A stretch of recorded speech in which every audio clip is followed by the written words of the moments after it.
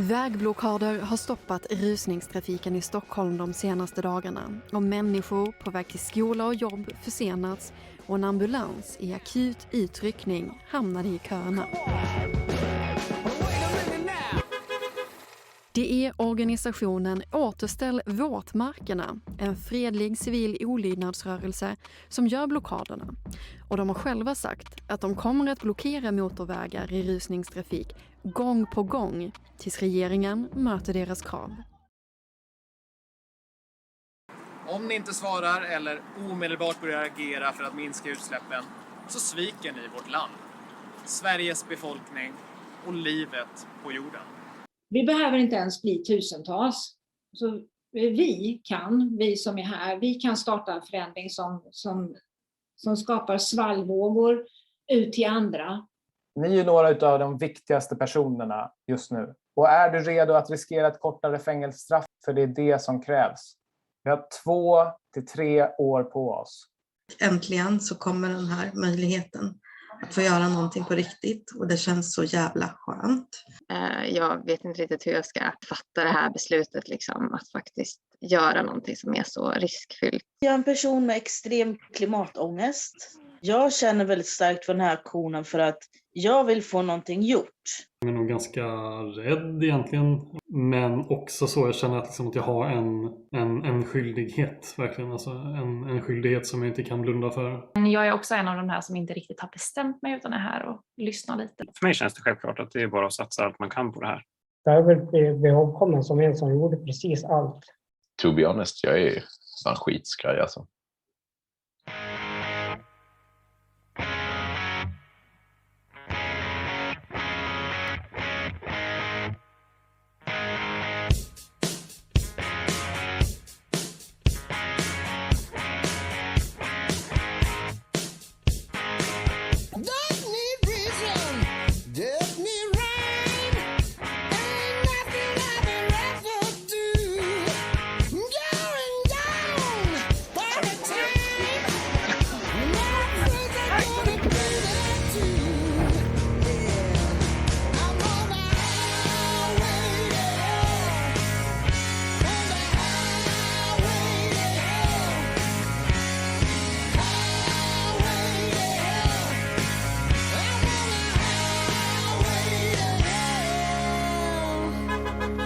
Rusningstrafik på en av Stockholms infartsleder.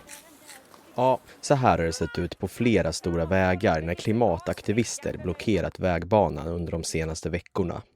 Vi har suttit i 2 veckors tid fredligt på vägar och uttryckt vår rädsla. Vi försöker säga åt regeringen att göra sitt jobb, men de vägrar ju göra det. I början av juni hålls en stor FN-konferens i Stockholm. I samband med konferensen trappas aktionerna upp. Återställ våtmarker, står det på banderollerna. Samma banderoller kommer också att synas på Stockholms fotbollsarenor. Kampanjen Återställ våtmarker ingår i en ny global våg av klimatprotester som tar fasta på konkreta klimatåtgärder. Det kommer från kampanjen Återställ våtmarker. Vi har 26 stycken misslyckade konferenser bakom oss. Det är hycklarnas party. Vi måste ut och göra motstånd på riktigt.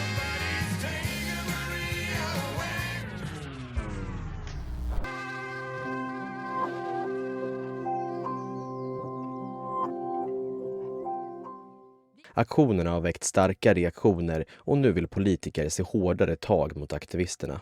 Ja, bakgrunden är ju att vi ser ju nu nästan varje dag hur olika aktivister blockerar vägarna. De aktivister som systematiskt blockerar trafiken ska enligt Moderaternas förslag sättas i fängelse i minst 1 år. On the road again. Just can't wait to get on the road again. The life I love is making music with my friends. And I can't wait to get on the road again.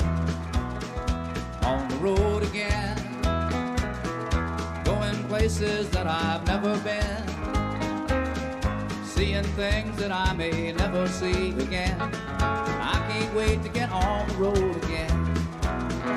On the road again, like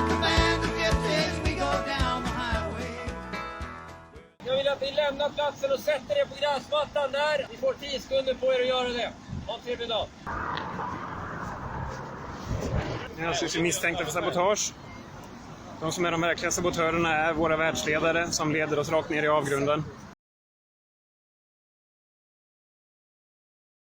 Flera av de här klimataktivisterna som är åtalade, de riskerar nu 6 månaders fängelse. Är det en rimlig påföljd för det de har gjort? Jag tycker att det är en orimlig påföljd för det de har gjort. Jag tänker att vi lever nu i en tid med allt mer repressiva åtgärder globalt mot människor som uttrycker en kritik mot att det går för långsamt när det gäller klimatomställningen. Jag tror man måste förstå det i en större kontext där till exempel journalister som skriver om klimatfrågan utsätts för hat och hot. Klimatskepsis är en del av den högerextrema, högerpopulistiska rörelsen. Man kan förstå kritiken från de som fastnar i bilköer. Men att problemet idag är inte klimataktivisterna. Men så blir det allt mer i den allmänna debatten.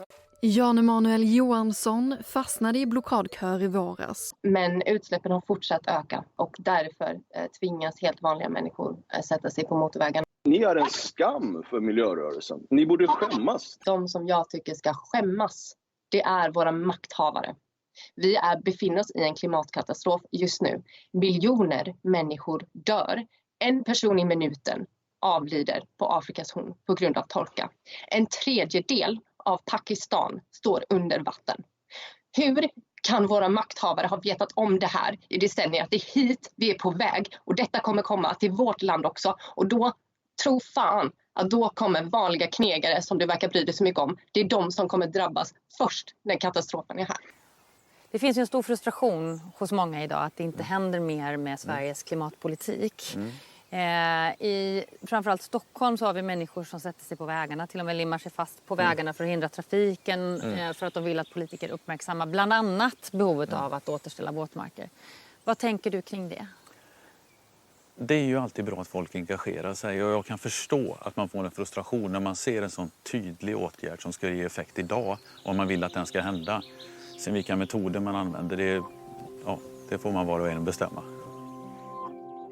Hej, jag heter Moa, jag är 19 år och om ungefär 1 timme så ska jag gå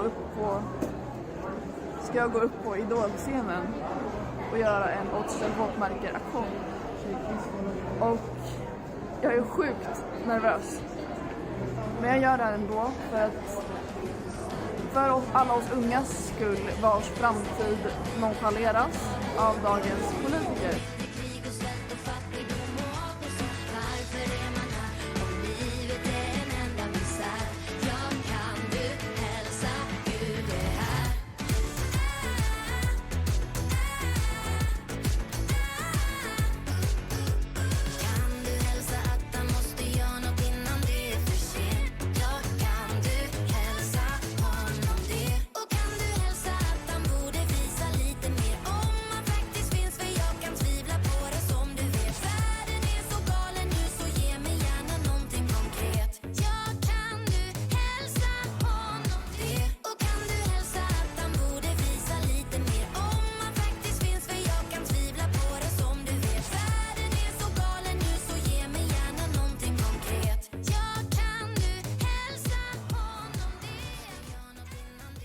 Överklaga den här domen. Därför att jag erkänner inte sabotage. Jag erkänner ohörsamhet mot ordningsmakten för de fick släppa mig bort. Men sabotage, det är ju ingen sabotage. Det här handlar ju om att demonstrationsrätten är ju faktiskt grundlagsskyddad. Och det kan man inte bara härja med hur som helst.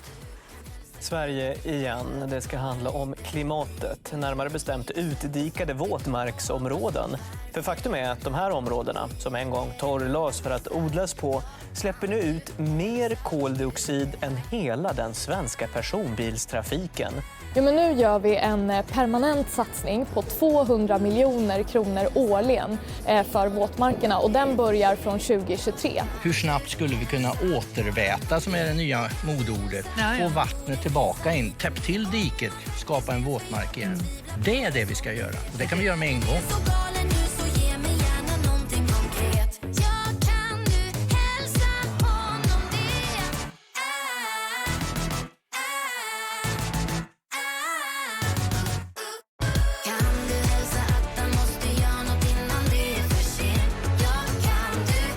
visa honom det.